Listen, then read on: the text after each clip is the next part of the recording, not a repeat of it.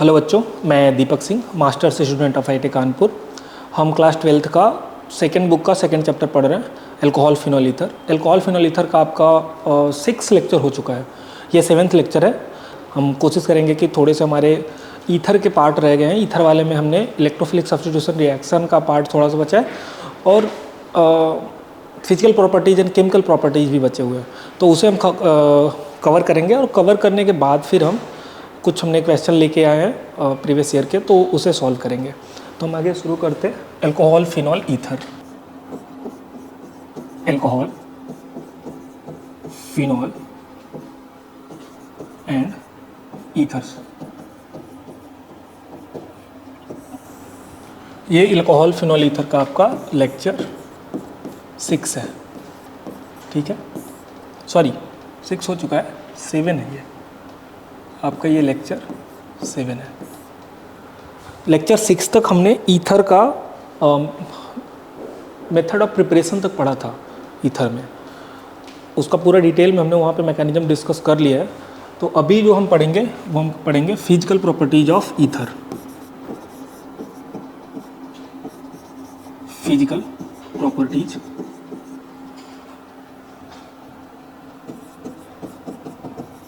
Of ethers. Physical properties में हम क्या पढ़ेंगे, तो जैसे हमने अल्कोहल और फिनोल में पढ़ा था, बॉइलिंग पॉइंट की हम ज़्यादातर बात करते हैं कि बॉइलिंग पॉइंट कैसा होता है और घटता है बढ़ता है, ऐसा क्यों होता है। तो देखो, जो ईथर होता है वो हम कुछ ऐसे लिख सकते हैं, ईटी मान लो, ओ ईटी मतलब ईथेन ले रहे हैं, CH3CH2 या C2H5, और एक हम ले रहे हैं ओ, इधर CH3 और इधर CH3। नाम इसको मिथॉक्सी मीथेन कहते हैं, इसे इथॉक्सी ईथेन कहते हैं। या इन्हीं के जैसा अगर हम कोई और ले लें, अल्कोहल ले लें, तो पहले तो ये याद रखना है कि बॉइलिंग पॉइंट जो होगा, पहला boiling point is directly proportional to molecular mass या मोलर मास। Molar mass.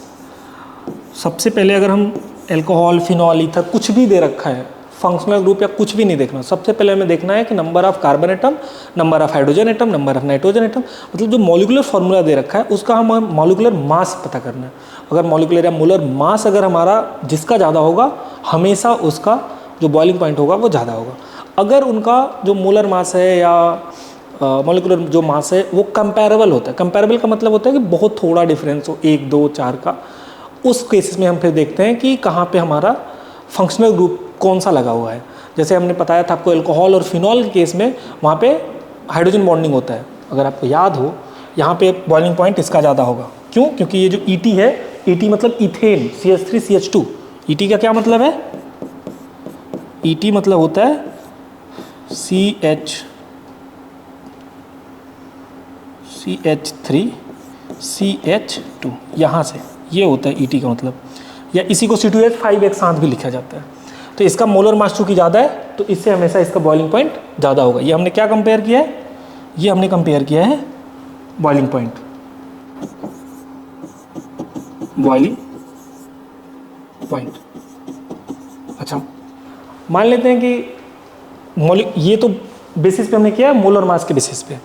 अगर हमें एक जैसा ही दे रखा हो, जैसे आपके बुक में जो एग्जाम्पल दे रखा है वो दे रखा है CH3, ये सेकेंड हमने एग्जाम्पल लिया है, CH3CH2 का whole thrice and again CH3, यानी इसका 5 कार्बन एटम है, पेंटेन है। दूसरा है हमारे पास C2H5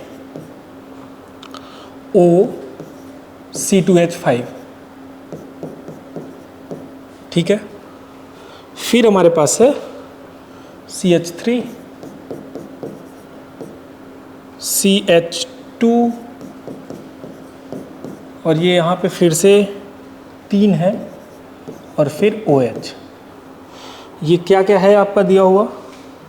तो पहला आपका N पेंटेन है, N पेंटेन, दूसरा है आपका इथॉक्सी इथेन, ये इथेन है ना, ईटी जो हमने पीछे वाले में लिया था वही वाला है, इसको बोलते हैं इथॉक्सी इथेन। और थर्ड है आपका ब्यूटेन 1 ऑल, ब्यूटेन 1 ऑल। ठीक है, अब हमें इसमें पूछा गया कि बॉइलिंग पॉइंट का ऑर्डर क्या होगा या बॉइलिंग पॉइंट हम कैसे कंपेयर करेंगे। तो अगर आप देखोगे इसमें भी एक ऑक्सीजन है, इसमें भी एक ऑक्सीजन है, बाकी 3 और 1 4 कार्बन एटम, यहाँ भी 4 कार्बन एटम। यहाँ पे हमारा कार्बन एटम एक ज़्यादा है पर हमारे पास ऑक्सीजन नहीं है यहाँ पे। तो इन तीनों का मोलर मास जो है वो लगभग कंपेरेबल है, ये दोनों तो सेम ही आएंगे। 3 दूनी 6, 3 9 1 10, 5 5 10 है, तो ये तो मोलर मास ही सेम है। यहाँ पे थोड़ा सा डिफरेंस आएगा पर कंपेरेबल है। तो ये हमारा हाइड्रोकार्बन है, ये क्या है, ये है हमारा हाइड्रोकार्बन, हाइड्रोकार्बन। ये है हमारा ईथर और ये है हमारा एल्कोहल। अब देखो इनका अगर बॉइलिंग पॉइंट लिखोगे तो इसका बॉइलिंग पॉइंट है, जो इसका बॉइलिंग पॉइंट है वो है 309.1 केल्विन और इसका है 307.6 केल्विन और इसका है 390 केल्विन। अब आपको देख के समझ में आ रहा होगा कि इन दोनों का मोलर मास लगभग इक्वल है, मतलब ये मॉलिक्यूलर फार्मूला है तो ये तो दोनों इक्वल होगा, इसके साथ कंपेयर करेंगे तो लगभग इक्वल है। पर इसका 390 केल्विन है, इसका 307 है, इतना ज़्यादा डिफरेंस कैसे आया? तो इतना ज़्यादा डिफरेंस आता है हाइड्रोजन बॉन्डिंग के कॉन्सेप्ट से। यहाँ अगर आप देखोगे तो एल्कोहल में हाइड्रोजन बॉन्डिंग प्रेजेंट होता है। एल्कोहल में क्या होता है? This is due to presence of H bonding, due to presence of hydrogen bonding. ठीक, ईथर में उस तरीके का हाइड्रोजन बॉन्डिंग प्रेजेंट नहीं होता। अगर आप ध्यान से देखोगे तो यहाँ O के बाद H नहीं लगा हुआ है, तो यहाँ पे O के बाद वहाँ पे एल्कोहल के बीच में हाइड्रोजन बॉन्डिंग होता है। जैसे मैंने आपको बताया था पीछे वाले लेक्चर में, बहुत डिटेल में डिस्कस कर चुका हूँ कि यहाँ पे हाइड्रोजन बॉन्डिंग कैसे होता है। यहाँ पे OH दूसरा मॉलिक्यूल आएगा, उसका OH, इसका H, उसका O, उसका O, इसका H, इस तरीके से हाइड्रोजन बॉन्डिंग बनाते हैं। यहाँ पे ऐसा नहीं होगा। अगर हाइड्रोजन बॉन्डिंग नहीं होगा तो यहाँ इसका बॉइलिंग पॉइंट कम होगा। और यहाँ पे ये हाइड्रोकार्बन है, हाइड्रोकार्बन में तो ऑक्सीजन ही नहीं है, तो यहाँ तो हाइड्रोजन बॉन्डिंग का कोई कॉन्सेप्ट लग ही नहीं सकता। इसके कारण ये दोनों तो कंपेरेबल होंगे। जो ईथर है, अगर मॉलिक्यूलर फॉर्मूला सेम हो, यहाँ लिख सकते हैं नोट में, फॉर सेम मोलर मास, या सेम कह सकते हो या लगभग इक्वल, सेम मोलर मास, जो बॉइलिंग पॉइंट का ऑर्डर होता है, बॉइलिंग पॉइंट का ऑर्डर वो होगा, सबसे ज़्यादा होगा आपका एल्कोहल का। एल्कोहल क्यों? क्योंकि इसमें हाइड्रोजन बॉन्डिंग होगा। इसके बाद ये जो हाइड्रोकार्बन है, हाइड्रोकार्बन, ये दोनों अप्रॉक्सीमेटली इक्वल ही होते हैं। जैसे 2 डिग्री का केवल अंतर है, तो बहुत ज़्यादा का नहीं मिलेगा, कभी इसका ज़्यादा होगा कभी उसका ज़्यादा होगा। तो ईथर से इन दोनों का कंपेरेबल होता है, लगभग इक्वल ही होता है आपका हाइड्रोकार्बन और ईथर का। बट अगर मोलर मास सेम का अगर हम एल्कोहल लेंगे तो एल्कोहल हमेशा इन दोनों से ज़्यादा होगा, ये आपको याद रखना है। ठीक है, इसके बाद फिजिकल प्रॉपर्टीज में तो हमें यही देखना था। एक सॉल्युबिलिटी का भी कॉन्सेप्ट आता है, कॉन्सेप्ट होता है सॉल्युबिलिटी। ये भी हमने पहले डिस्कस किया था एल्कोहल और फिनॉल के केस में। सॉल्युबिलिटी से क्या है कि कोई भी ईथर लेंगे तो वो वाटर में कितना सॉल्युबल है। ज़्यादातर तो हम मेन सॉल्वेंट वाटर लेते हैं तो हम वाटर में ही देखते हैं। तो जो ईथर होगा, लेट सपोज CH3OCH3। अब अगर कोई वाटर मॉलिक्यूल लोगे तो ये देखो यहाँ पे O, यहाँ पे H। अब ईथर के बीच में हाइड्रोजन बॉन्डिंग प्रेजेंट नहीं था, पर ईथर और वाटर के बीच में हाइड्रोजन बॉन्डिंग प्रेजेंट हो सकता है। क्यों? क्योंकि ईथर में हाइड्रोजन नहीं था OH टाइप का, बट वाटर में OH टाइप का है, तो इसका ऑक्सीजन और इसका हाइड्रोजन, तो ये क्या है? ये है आपका H बॉन्डिंग। ठीक, H bonding.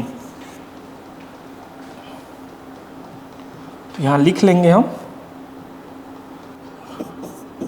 Due to H bonding ethers are miscible in water।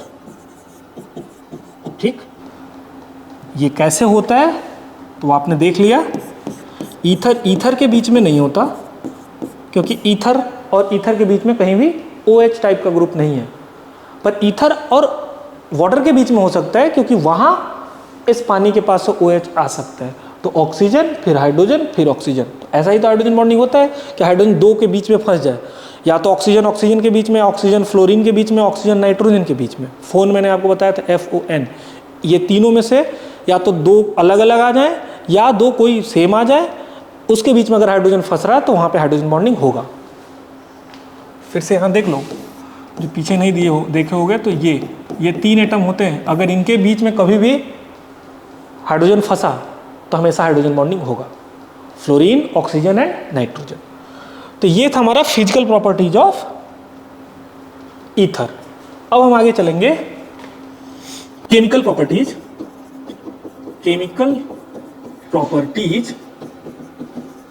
Of ethers. Ethers का केमिकल प्रॉपर्टीज क्या होता है?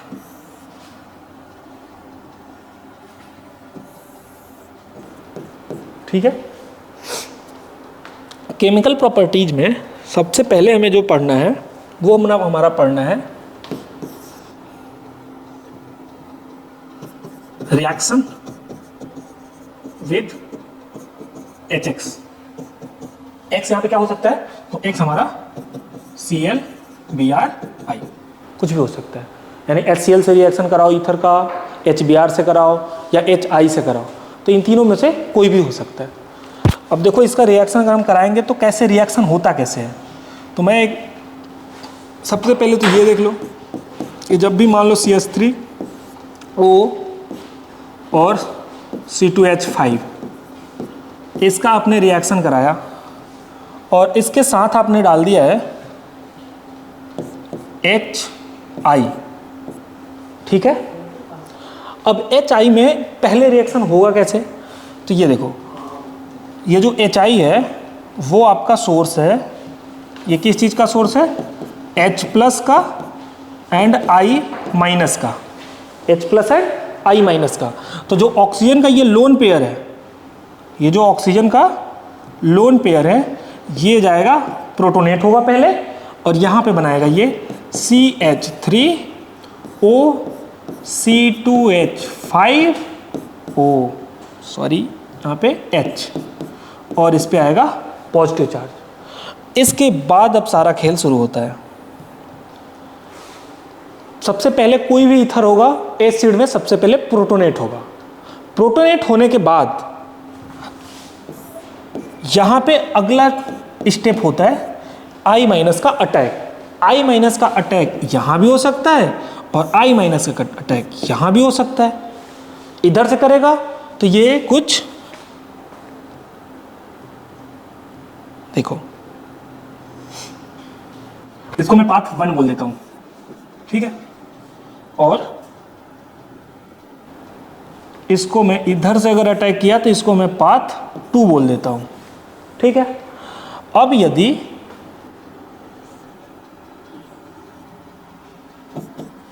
यदि पाथ 1 को फॉलो किया और पाथ 2 को फॉलो किया, ठीक, अगर पाथ 1 को फॉलो किया कि I माइनस यहां पे अटैक किया तो ये कुछ ऐसे टूट जाएगा। अभी ये इस वाले पाथ को भूल जाओ, केवल इतना देखो कि जो I माइनस यहाँ से बचा हुआ है वो C2H5 पे भी अटैक कर सकता है, इधर CH3 पे भी कर सकता है। तो मैं कह रहा हूँ कि इधर वाला भूल जाओ, मान लेते हैं कि केवल C2H5 पे किया, C2H5 पे किया तो आयोडीन इसके साथ लग गया, ये बॉन्ड टूट गया। तो ये बॉन्ड अगर टूट जाएगा तो हमारा क्या बनेगा? C2H5 C2H5 के साथ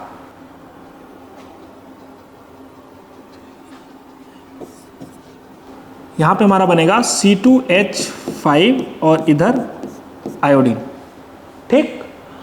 उसके साथ आपका बनेगा, ये टूटा हुआ है CH3OH, तो यहाँ पे बनेगा और क्या, मैं ऊपर लिख रहा हूँ, इधर CH3OH। ये हुआ जब वो पाथ 1 को फॉलो किया। जब पाथ 2 को फॉलो करेगा, इधर से ये इस पे अटैक करेगा, तब ये ऐसे टूटेगा।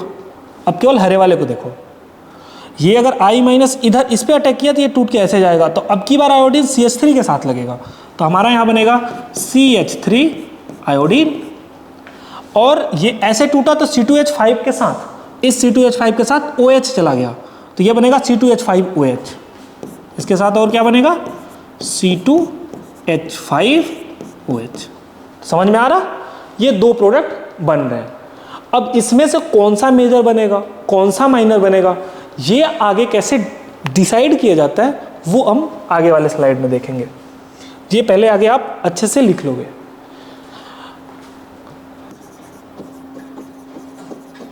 हम जा रहे हैं मैकेनिज्म डिस्कस करने। मान लो एक हमारा यहाँ पे CH3 है, इधर O है, और इधर हमने लगा दिया C, इधर CH3, इधर CH3 और इधर CH3, ठीक है। अब हमने इसका प्रोटोनेशन कराया, हमने आगे HI से रिएक्शन कराया और इस H+ को, HI को हमने तोड़ लिया H+ एंड I- में। अगर मन है तो इसको इधर ऐसे लिख लो, H+ और I-। इसका लोन पेयर इस पे अटैक किया और यहां पे हमारा बना CH3O, CH3, CH3, CH3 और इधर H और इस पे पॉजिटिव। समझ में आ रहा, ये जो ऑक्सीजन है, इस ऑक्सीजन का लोन पेयर SH+ को ले लिया तो ऑक्सीजन का लोन पेयर गया तो इस पे पॉजिटिव चार्ज आ गया, बाकी ये जैसे पार्ट था वैसे ही है। अब देखो, एक शॉर्टकट है, हमेशा याद रखना, कभी भी प्रोटोनेशन के बाद ये जो, या तो ये वाला ऑक्सीजन का ये बॉन्ड टूटेगा या तो ये वाला टूटेगा, इन दोनों में से कोई भी टूटेगा। तो देखो कैसे डिसाइड होगा कि कौन सा टूटेगा। इधर ये वाला 3 डिग्री कार्बन है, इधर ये वाला 1 डिग्री कार्बन है। अगर इसको तोड़ोगे तो ये आपका 1 डिग्री कार्बोकैटायन उतना स्टेबल होगा नहीं, इधर से तोड़ोगे तो ये कार्बोकैटायन स्टेबल हो जाएगा। तो हमेशा स्टेबल कार्बोकैटायन को बना लेना है, ठीक। तो ये आपका कुछ ऐसे टूटेगा। अगर मान लेते हैं कि एक तरफ 1 डिग्री या 3 डिग्री ऐसा कुछ, 3 डिग्री या कोई स्टेबल करने वाला कार्बोकैटायन को नहीं हुआ, तो उस समय पे क्या होगा, उस समय पे SN2 type of mechanism follow होगा, जैसे आपका यहाँ पे हुआ था इस वाले में। यहाँ पे आपने देखा था कि I- इधर से भी अटैक किया, I- इधर से भी अटैक किया। तो अब इसमें से पूछा जाए कि मेजर कौन सा वाला बनेगा, इन दोनों में मेजर कौन सा वाला बनेगा, तो ये वाला एक कार्बन, इधर 2 कार्बन में, तो इधर से आके अटैक करना ज़्यादा आसान है। तो यहाँ से जब CH3 के साथ I वाला अटैक करेगा तो ये आपका यहाँ पे मेजर प्रोडक्ट बनेगा, ये क्या होगा, मेजर, और ये हमारा होगा माइनर। कैसे हमने डिसाइड किया, तो हमने इस बेसिस पे किया कि I- को जाके अटैक करना कहाँ पे आसान है, C2H5 पे या CH3 पे। तो इधर 2 कार्बन है, यहाँ पे C2H5 को लिखोगे तो ये होगा CH2 फिर CH3। तो इस कार्बन पे अटैक करना मुश्किल है क्योंकि इधर आपका एक CH3 ग्रुप लगा हुआ है, जबकि यहाँ पे अटैक करना आसान है। तो I- यहाँ पे ज़्यादा अटैक करेगा तो ये हमेशा मेजर प्रोडक्ट बनेगा। तो आपको ये वाला कभी भी आंसर देना है तो इसको दोगे, ठीक। ये तब हुआ जब दोनों, ये भी 1 डिग्री है और ये भी 1 डिग्री है। हमने अब की बार चेंज किया, यहाँ पे हमने इसको 1 डिग्री रखा बट इसको हमने 3 डिग्री कर दिया। हमने इसे 1 डिग्री रखा और इसको 3 डिग्री किया। यहां पे अगर देखोगे यहां पे, तो ये I माइनस जाके अटैक कर रहा, तब जाके प्रोडक्ट बन रहा। तो ये जो फॉलो कर रहा, ये हमारा फॉलो कर रहा SN2 टाइप ऑफ मैकेनिज्म। ये क्या फॉलो कर रहा, ये हमारा फॉलो कर रहा है SN2 मैकेनिज्म। कहां पे लिख दूं, SN2। ये भी किस मैकेनिज्म से बन रहा, SN2। ठीक, लेकिन यहां पे अगर देखोगे तो अभी I माइनस मैंने नहीं कहा कि यहां या यहां अटैक करवाओ। क्यों, क्योंकि यहां 3 डिग्री कार्बोकैटायन बनेगा और 3 डिग्री कार्बोकैटायन बहुत अच्छा स्टेबल होता है। और जब भी 3 डिग्री कार्बोकैटायन बनेगा वो कभी I माइनस का इंतजार नहीं करेगा कि वो आके अटैक करेगा, फिर टूटेगा ऑक्सीजन और कार्बन के बीच का बॉन्ड। ये ऑक्सीजन और कार्बन के बीच का बॉन्ड इसका इंतजार नहीं करेगा, ये आराम से टूट जाएगा। क्यों, क्योंकि 3 डिग्री कार्बोकैटायन स्टेबल बन रहा। देखो यहां आपका बनेगा CH3OH प्लस CH3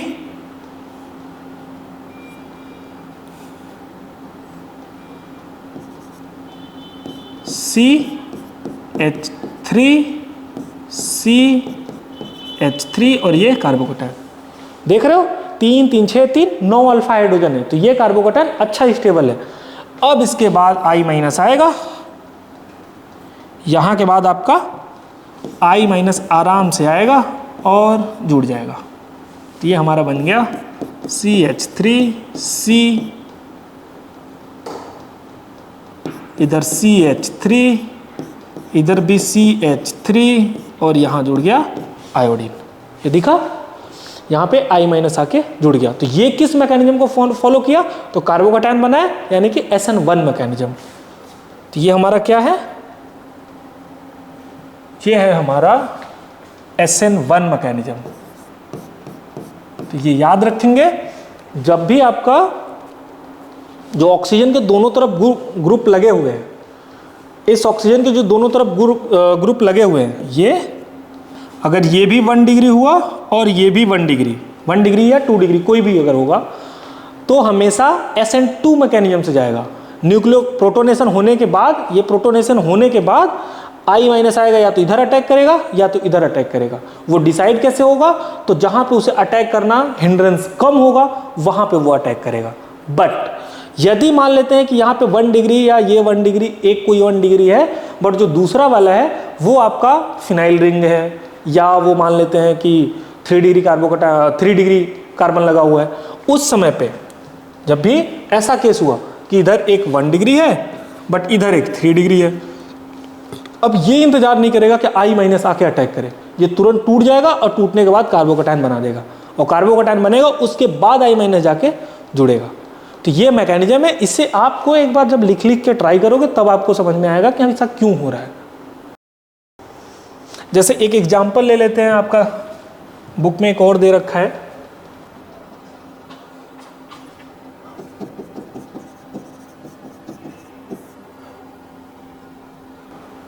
मान लेते हैं कि ऐसे कुछ बेंजीन रिंग है,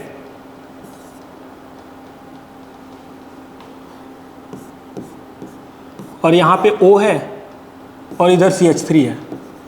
ठीक, अब यहाँ पे हमने इसका रिएक्शन करा दिया HBr से।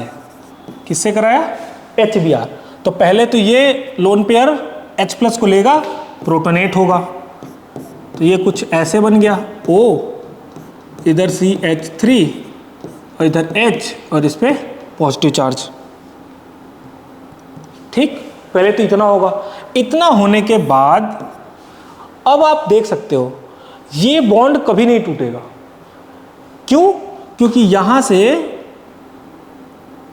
जो ऑक्सीजन का लोन पेयर होता है वो पाई बॉन्ड के साथ रेजोनेंस में होता है, तो पार्शियल डबल बॉन्ड कैरेक्टर होता है। दूसरी बात कि कभी भी sp2 कार्बन जो रिंग होता है, रिंग के ऊपर कार्बोकैटायन उतना स्टेबल नहीं होता, इसलिए कभी भी कोशिश करना चाहिए, कभी अगर कोई रिएक्शन करा रहे हो और रिंग के ऊपर कार्बोकैटायन बन रहा है तो वो स्टेबल नहीं होता। हमें कुछ और डायमेंशन से सोचना चाहिए कि क्या कहीं और कुछ हो सकता है क्या। तो रिंग के ऊपर कभी कार्बोकैटायन नहीं बनता, तो ये बॉन्ड नहीं टूटेगा। तो कौन सा टूटेगा, ये टूटेगा।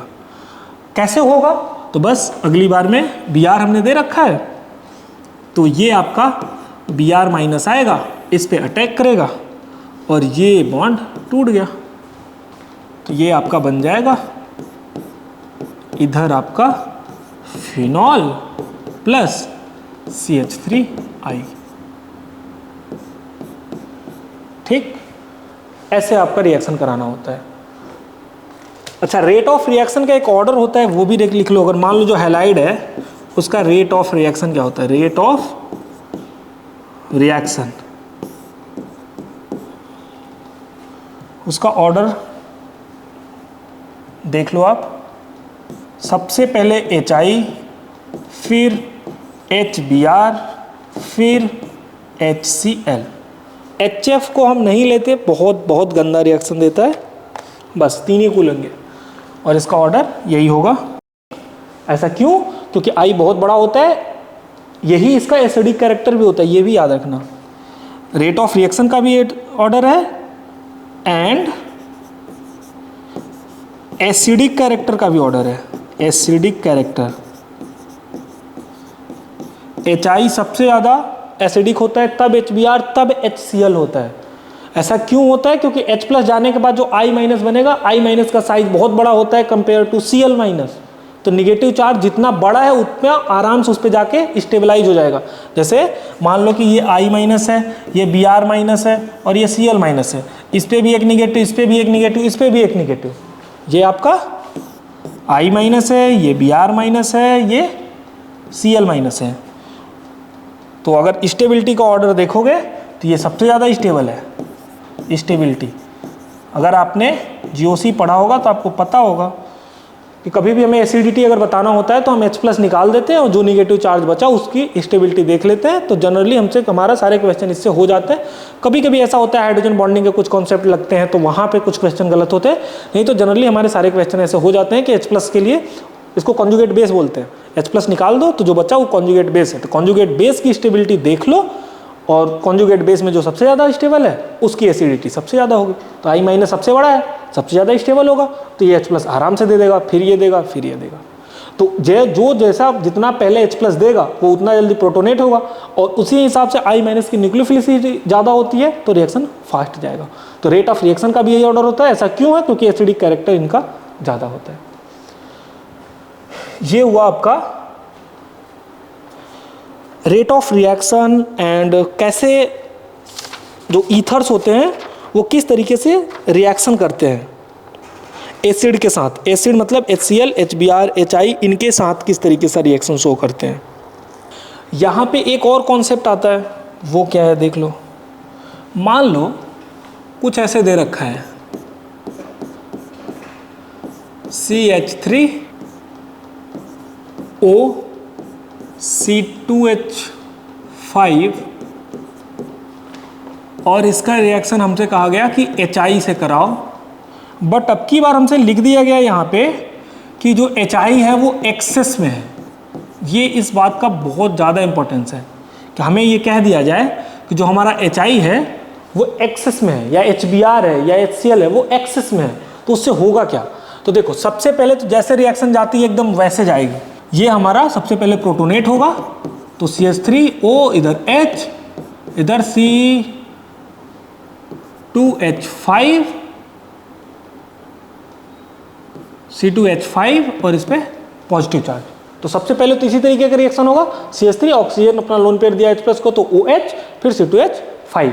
उसके बाद मैंने आपको बताया था कि दोनों अगर 1 डिग्री हैं, ये भी 1 डिग्री है, इधर ये भी 1 डिग्री है। C2H5 को चाहो तो ओपन करके लिख सकते हो कुछ ऐसे CH2CH3। अब I माइनस को अटैक करने आना है तो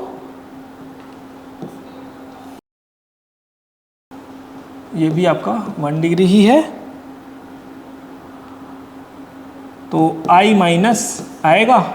चूंकि यहाँ पे हिंड्रेंस कम है कंपेयर टू यहाँ CH2CH3, यहाँ पे 2 हाइड्रोजन एक मिथाइल ग्रुप लगा है, जबकि यहाँ 3 हाइड्रोजन है तो I माइनस इधर आएगा। अगर आपको याद हो तो हाइड्रो का वो हाइलाइट वाला जो चैप्टर था पहला वाला, उसमें हमने आपको बता दिया था SN1 SN2 रिएक्शन में कि जो SN1 होता है वहाँ कार्बोकैटायन की स्टेबिलिटी देखते हैं, जबकि जो SN2 रिएक्शन होता है वहाँ पे हम देखते हैं स्टेरिक हिंड्रेंस कहाँ पे कम है।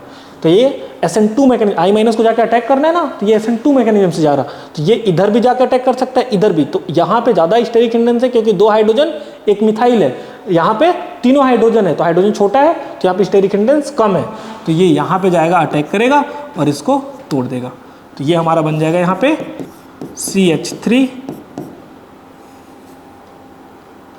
CH3I प्लस, और इधर से मैं लिख रहा हूँ OH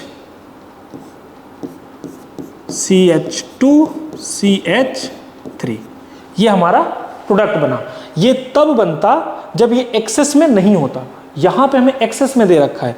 एक्सेस में देने का मतलब ये है कि अभी जो एल्कोहल है इसका भी डीप्रोटोनेशन हो जाएगा, मतलब डिहाइड्रोजिनेशन नहीं, सॉरी, इसको हम कहते हैं डिहाइड्रेशन। फिर से यहाँ पे HI आएगा, HI लिया था ना, यहाँ का ये जो लोन पेयर है ये फिर से इस H+ को ले लेगा, और ये क्या हो रहा है, तो ये हमारा हो रहा है, इस प्रोसेस को बोलते हैं डिहाइड्रेशन। वाटर बाहर निकलेगा ना, डिहाइड्रेशन। देखो कैसे निकलेगा,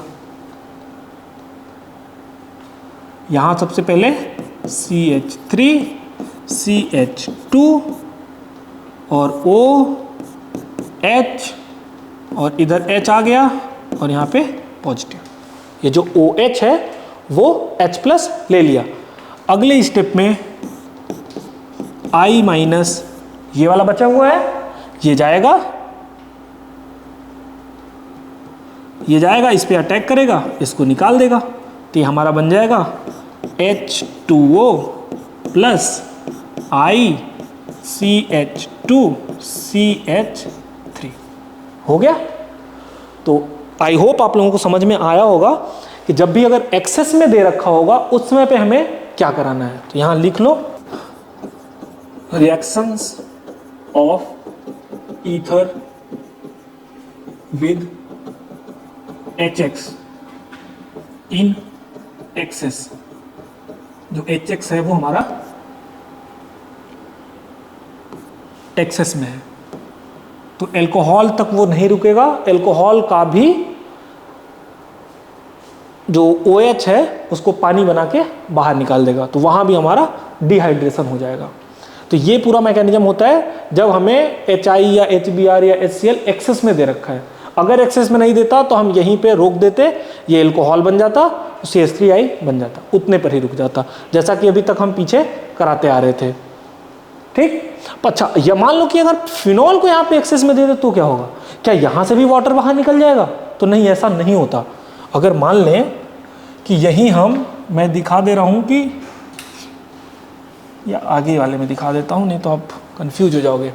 मान लो कि आपका कुछ ऐसे दे रखा है OCH3 और यहाँ बोला HI कराओ और कह दिया कि ये एक्सेस में है। क्या बोला कि जो HI है वो एक्सेस में है। तो पहला वाला तो आप जान रहे हो कि पहले तो ये प्रोटोनेट होगा, H+ ले लेगा यहाँ का लोन पेयर, और ये कुछ OH, ये पॉजिटिव, इधर CH3। देखो मैं दोबारा इसी को बता रहा हूँ, हमारे पास टाइम कम है फिर भी, इसीलिए कि आपको ये समझ में आ जाए कि ऐसा कब होता है, क्यों होता है। फिर ये I- इस पे अटैक करेगा, ये टूट जाएगा। इधर क्यों नहीं किया? क्योंकि ये पूरा बड़ा सा ग्रुप है, यहाँ से तोड़ के इधर नहीं तोड़ सकता ये, तो यहाँ कभी भी न्यूक्लियोफिलिक अटैक नहीं होता, बहुत बहुत हार्श कंडीशन होता है, तब जाके ये बेंजीन रिंग से ऑक्सीजन बाहर जाता है। तो ये हमारा फिनॉल बनेगा, जैसा कि हमने पीछे वाले एग्जाम्पल में बना रखा था, मैं फिर से इसे बता रहा हूँ। और ये हमारा CH3 के साथ आयोडीन लग गया। अब हमें चूंकि एक्सेस में दे रखा है, तो क्या फिर से ऐसा होगा कि HI अगर हम डाल दें तो ये OH और इधर फिर H आ जाए, ये पॉजिटिव बन जाए, और क्या ऐसा होगा कि ये I माइनस अब इस पे अटैक करके इसको निकाल दे? तो नहीं होगा।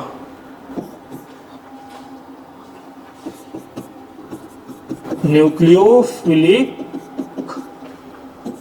Attack on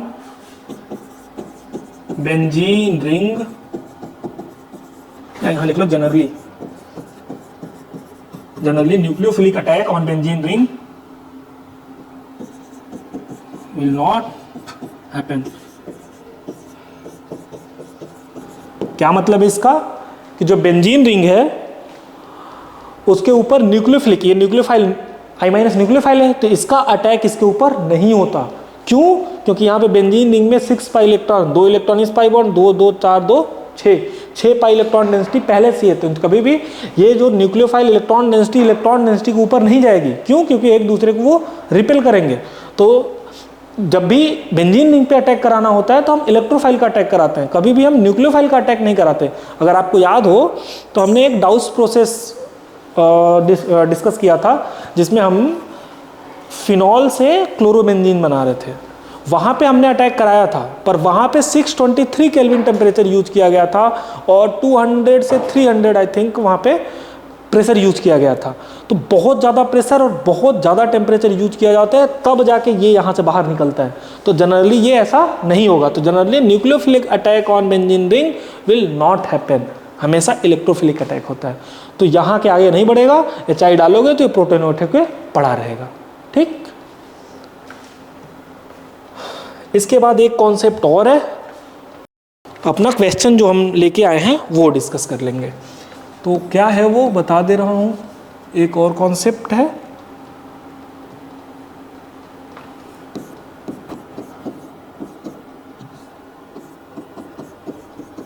electrophilic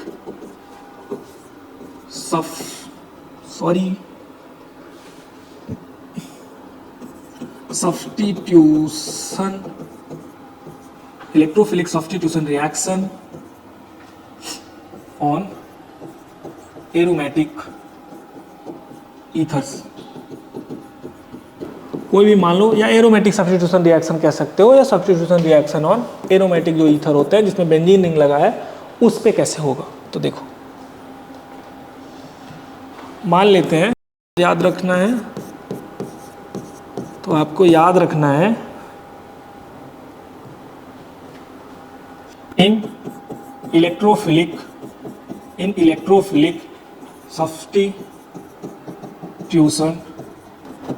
substitution reaction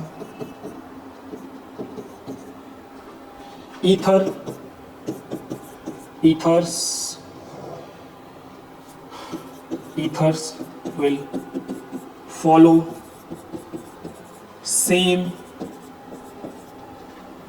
pathway as phenol. जैसे फिनॉल का केस में हमने देखा था ना, आर्थो एंड पैरा पे मेजर प्रोडक्ट बनता है, उसी तरीके से जो भी, जैसे हमने अभी यहाँ पे एनिसोल का स्ट्रक्चर बनाया था, वो सभी लगभग वही नियम फॉलो करते हैं। ऑर्थो एंड पैरा बनाते हैं और पैरा पे मेजर बनता है। तो in electrophilic substitution reaction ethers will follow same pathway as phenol, जैसे फिनॉल चलते हैं। देखो, मान लेते हैं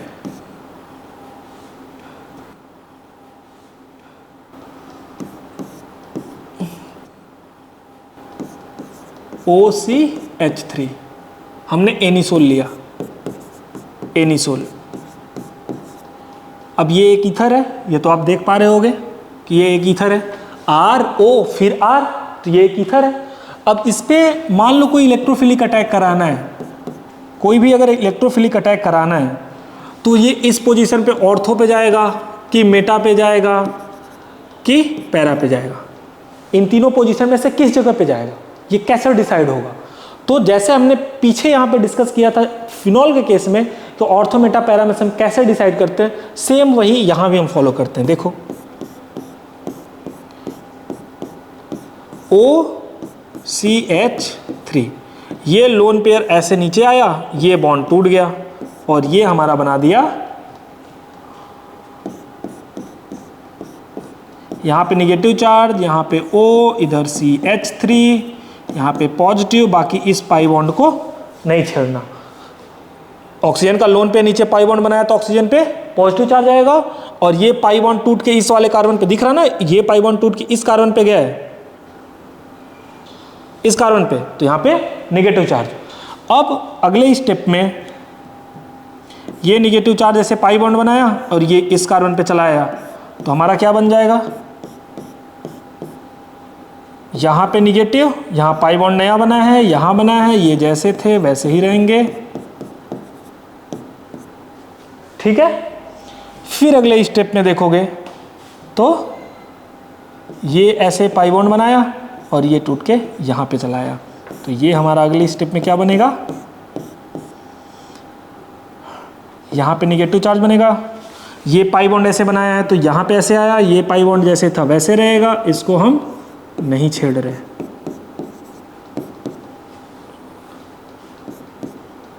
ठीक। अगले स्टेप में ये निगेटिव फिर से ऐसे पाई बॉन्ड बनाया और ये टूट गया।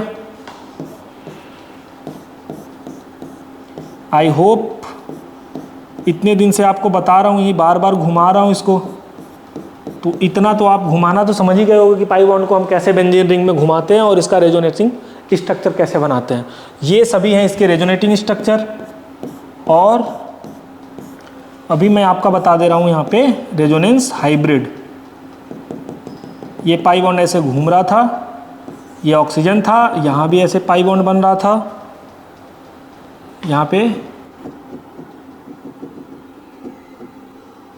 यहाँ पे पार्शियल पॉजिटिव चार्ज आ रहा है, इधर CH3 लगा हुआ है, यहाँ पे डेल्टा निगेटिव, यहाँ पे डेल्टा निगेटिव और यहाँ पे डेल्टा निगेटिव, देख पा रहे हो आप।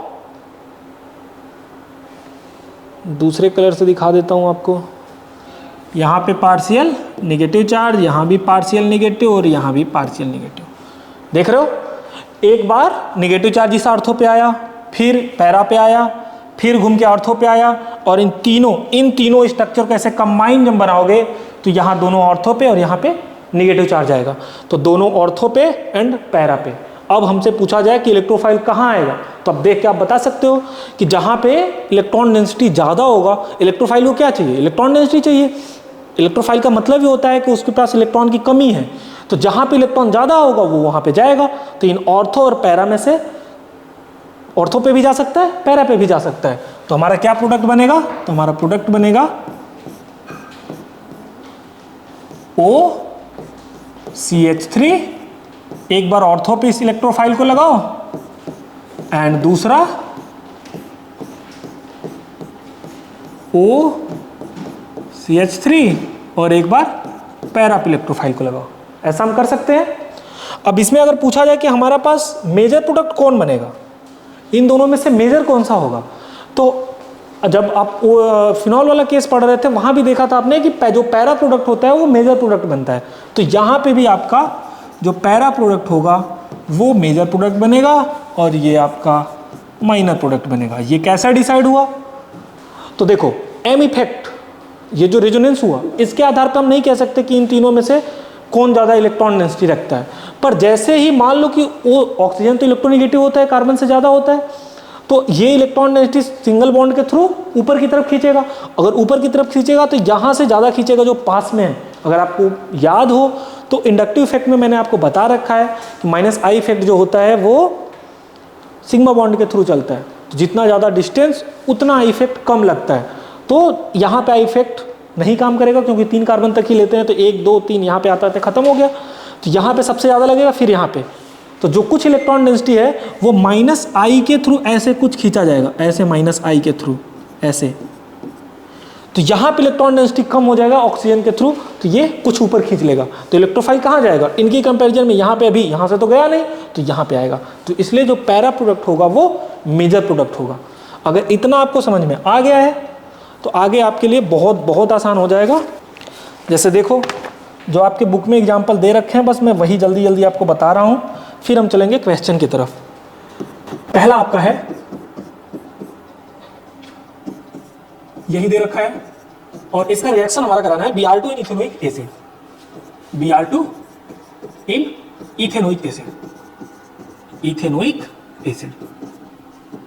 बस जहां आपने देखा कि एक इलेक्ट्रोफिलिक रिएक्शन है, होगा क्या, यहाँ पे फिर वही Br ये ऐसे लोन पेयर अटैक करता है, अगर मैकेनिज्म आपको याद है तो, फिर ये ऐसे पाई बॉन्ड बनाता है, ये जाके इस पर अटैक करता है, ऐसे निकल जाता है। अगर फिनॉल वाले केस में अगर आपको मैकेनिज्म याद होगा कि इलेक्ट्रोफिलिक सब्स्टिट्यूशन रिएक्शन होता कैसे है, तो आप कर ले जाओगे। तो बस पैरा पे अगर नहीं भी याद तो आप याद रखना यहाँ पे कि जो पैरा प्रोडक्ट होता है वो मेजर प्रोडक्ट बनेगा। तो बस कुछ नहीं कराना, ये जो OCH3 बन रहा है इसके पैरा पे Br लगा देना है, ठीक, ये मेजर प्रोडक्ट बन जाएगा। ये क्या होगा, मेजर। और इसी का अगर ऑर्थो प्रोडक्ट जब बनाओगे तो वो माइनर प्रोडक्ट हो जाएगा, OCH3, यहाँ पे ब्रोमीन लग गया और ये हो जाएगा आपका माइनर प्रोडक्ट। इस तरीके से प्रोडक्ट बनाने होते हैं। दूसरा आपका एग्जांपल है Friedel Crafts alkylation and acylation का, Friedel Crafts alkylation and acylation का। देखो इसी पे कराया गया है, एनिसोल पर ही, OCH3, इस पे रिएक्शन कराया गया CH3Cl, CH3Cl के साथ एनहाइड्रस AlCl3, तो इसको मैं बगल में लिख ले रहा हूँ CH3Cl, और यहाँ मैं लिख दे रहा हूँ इसके जो रिएजेंट्स यूज किए गए हैं, एनहाइड्रस। एनहाइड्रस का मतलब होता है बच्चों, इसमें से पानी निकाल दिया गया है, AlCl3, एकदम मॉइस्चर नहीं होना चाहिए। एनहाइड्रस AlCl3 के साथ यूज किया गया CH2, CH2। अब फिर से ये क्या है, एनहाइड्रस AlCl3 के साथ RCl अल्काइलेशन, तो ये है फ्रीडल क्राफ्ट अल्काइलेशन। आपको पता है ऑर्थो एंड पैरा पे जाना है, तो फिर से बस ऑर्थो एंड पैरा पे लेके चले जाएंगे इसको। OCH3 और ये अल्काइल ग्रुप, ये क्या है, ये है आपका RCl, फ्रीडल क्राफ्ट अल्काइलेशन का। तो ये जो अल्काइल ग्रुप है यहाँ से R+ मिलता है अगर आप, तो ये फिर से ये जो R+ है ये एक बार यहाँ पे लगेगा, R मतलब यहाँ CH3 है, और अगले में आपका इधर OCH3 और इधर फिर CH3, और ये जो बनेगा, जो पैरा होगा वो फिर से मेजर प्रोडक्ट बनेगा। तो ये आपका मेजर प्रोडक्ट बनेगा और ये आपका माइनर प्रोडक्ट बनेगा। तो यहाँ पे भी जो ऑर्थो होगा वो माइनर प्रोडक्ट बनेगा और जो पैरा होगा वो मेजर प्रोडक्ट बनेगा। ये हुआ फ्रीडल क्राफ्ट अल्काइलेशन का। अगर मान लो फ्रीडल क्राफ्ट असाइलेशन कराना हो, उस पर क्या करेंगे, तो फ्रीडल क्राफ्ट असाइलेशन में भी फिर से हम वही वाला लेंगे, एनिसोली OCH3, और अब की बार हम ले रहे हैं RCOCl, यहाँ R की जगह पे फिर से CH3 यूज किए गए, स्पेसिफिक ले रहे हैं, तो मैं भी वही डाल दे रहा हूँ आपका CH3COCl। CH3COCl का स्ट्रक्चर तो पता है ना आपको, CH3C+O इसको असाइल ग्रुप कहते हैं, इसे याद रखना। इतने को बोलते हैं असाइल ग्रुप, इसलिए इसको असाइलेशन बोला जाता है, असाइल ग्रुप। और असाइल के बाद हाइड्रोजन लगाया तो इसे हम कहते हैं असाइल हैलाइड। तो CH3COCl फिर से कंडीशन सेम ही होता है, एनहाइड्रस AlCl3, और फिर से इसमें भी CH2 यूज किया, इसमें नहीं यूज किया गया है, बनेगा फिर से वही ortho and para product OCH3। ये जो असाइल ग्रुप है लग जाएगा आके C+O CH3 प्लस OCH3, और यहाँ पैरा पे भी C+O CH3 CH3। और फिर से आपका जो पैरा होगा वो मेजर प्रोडक्ट हो जाएगा। ये जो पैरा है वो मेजर है, जो आर्थो है वो माइनर है। समझ में आ रहा है आपका? हो कैसे रहे रिएक्शंस?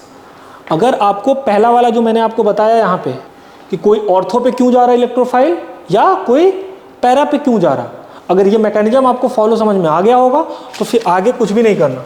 आगे तो बस आपको अलग अलग इलेक्ट्रोफाइल दे रहे हैं। इसके पहले जो हम CH3Cl यूज किए थे, तो जो CH3 था वो हमारा इलेक्ट्रोफाइल था। यहाँ जो Br2 था तो Br प्लस Br माइनस में टूटता, तो Br जो था वो इलेक्ट्रोफाइल था। यहाँ पे फिर से CH3COCl दिया है, तो ये CH3CO पॉजिटिव है, Cl निगेटिव टूटेगा, तो ये पूरा फिर से अल्काइल ग्रुप है, सॉरी इलेक्ट्रोफिलिक ग्रुप है, ये E प्लस है, तो ये जो E प्लस होगा ये आके लग जाएगा ऑर्थो एंड पैरा पे। एक और बचा है आपका नाइट्रेशन का, वो क्या है आपका, इसी में आपका है कि जो एनिसोल है उसका हमने नाइट्रेशन कराया। नाइट्रेशन में हम यूज करते हैं कंसंट्रेटेड H2SO4 एंड HNO3। ये दोनों मिलके हमें देते हैं, ये दोनों मिलके हमें देते हैं NO2 प्लस, ठीक, NO2 प्लस। ये अब इलेक्ट्रोफाइल है, इसको भी ऑर्थो पैरा पे भेज दो। इधर O CH3 एक बार NO2 को ऑर्थो पे लगाएंगे और दूसरे बार NO2 को पैरा पे लगा लेंगे। O CH3 और इधर NO2 और फिर से वही पैरा मेजर प्रोडक्ट बनेगा आपका। तो ये आपका हो गया, जो पैरा है वो मेजर प्रोडक्ट और जो ऑर्थो है वो माइनर प्रोडक्ट। सेम फॉलो होता है। अगर अल्कोहल भी यहाँ पे होता तो यही फॉलो होता। ईथर्स वाले में मैंने शायद आपको नॉमेनक्लेचर डिस्कस नहीं किया है, ये जो नहीं किया हूँ इसको भी कर ही देता हूँ। आपका एक होता है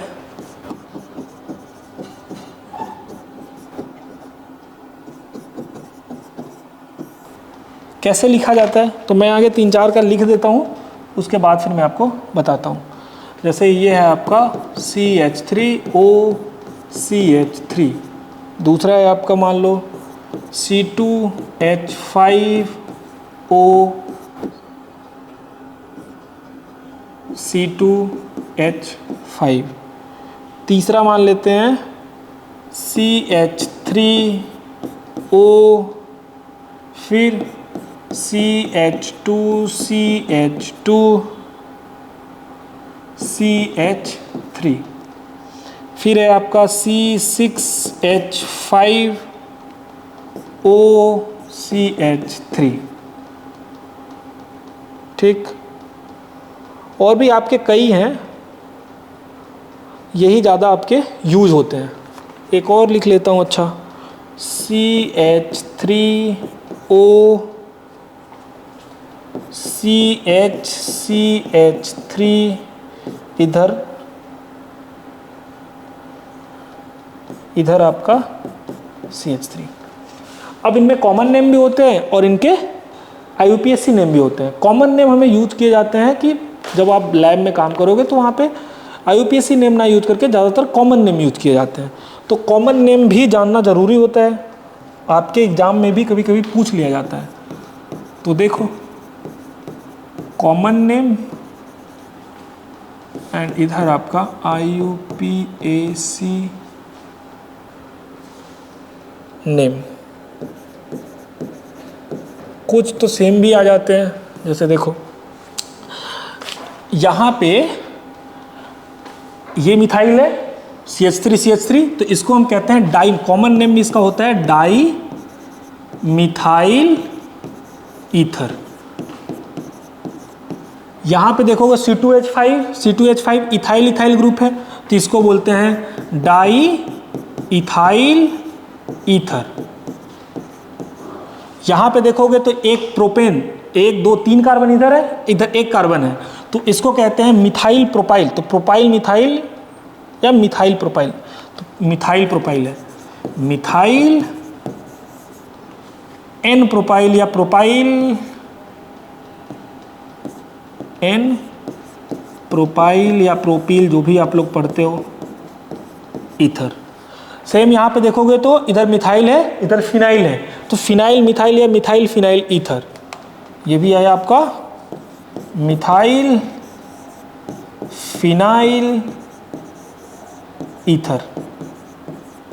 इसको एनिसोल भी बोलते हैं, ये भी याद रखना। अभी पीछे मैं इसका यूज कर रहा था इस नाम को, तो एनिसोल भी बोलते हैं। जब बेंजीन के ऊपर OCH3 लगाओ, C6H5 का मतलब क्या है, बेंजीन रिंग, तो बेंजीन के ऊपर अगर OCH3 लगाए तो उसे एनिसोल भी बोलते हैं, मिथाइल फिनाइल ईथर भी बोलते हैं। इधर अगर आप देखोगे तो ये आइसोप्रोपाइल की ग्रुप है, इधर फिर से मिथाइल है, तो ये फिर से हो जाएगा methyl isopropyl ether, methyl isopropyl ether. ठीक, ये इनके कॉमन नेम है। ये कॉमन नेम यूज होना बहुत लाजमी होता है जब आप अगर लैब में हो तो ये पता भी होना चाहिए। ज़्यादातर जो लैब में यूज होता है ये दोनों यूज होता है, डाईमिथाइल ईथर या डाईइथाइल ईथर, तो ये दोनों को तो ज़रूरी पता होना चाहिए, या एनिसोल भी पता होना चाहिए। वहाँ पे मिथाइल फिनाइल ईथर ना करके एनिसोल ज़्यादातर कहते हैं, तो आपको पता होना चाहिए कि एनिसोल का मतलब क्या होता है, स्ट्रक्चर क्या होता है। उसके बाद आपका आता है IUPAC नेम। IUPAC नेम में वो भी बहुत आसान होता है। जो OCH3 है इसको बोलते हैं मिथॉक्सी ग्रुप, OC2H5 है इसको बोलते हैं इथॉक्सी ग्रुप, फिर से OCH3 है इसको कहते हैं मिथॉक्सी ग्रुप, यहाँ पे OCH3 है इसको भी कहते हैं मिथॉक्सी ग्रुप। तो ये जब CH3 OCH3 है तो ये मिथॉक्सी और एक CH3 का मीथेन, तो इसको हम कह देंगे मिथॉक्सी मीथेन। अगर इसका देखोगे तो ये एक OC2H5 को बोलेंगे इथॉक्सी, और फिर जो C2H5 है उसे इथेन, तो ये आपका हो जाएगा इथॉक्सी इथेन। यहां पे देखोगे तो ये हो जाएगा मिथॉक्सी, जो छोटा है उसी को लेंगे, ये हो जाएगा मिथॉक्सी और प्रोपेन, प्रोपेन या 1 पे लगा है तो यहां 1 मिथॉक्सी प्रोपेन। ऐसा हम क्यों कर रहे हैं, क्योंकि ये मिथॉक्सी ग्रुप इधर सेकेंड वाले कार्बन पे भी लग सकता था, तो 1 2 3, इसलिए हमने इसको कहा 1 मिथॉक्सी प्रोपेन। यहां पे देखोगे तो फिनाइल, तो फिर से इसे हम कहेंगे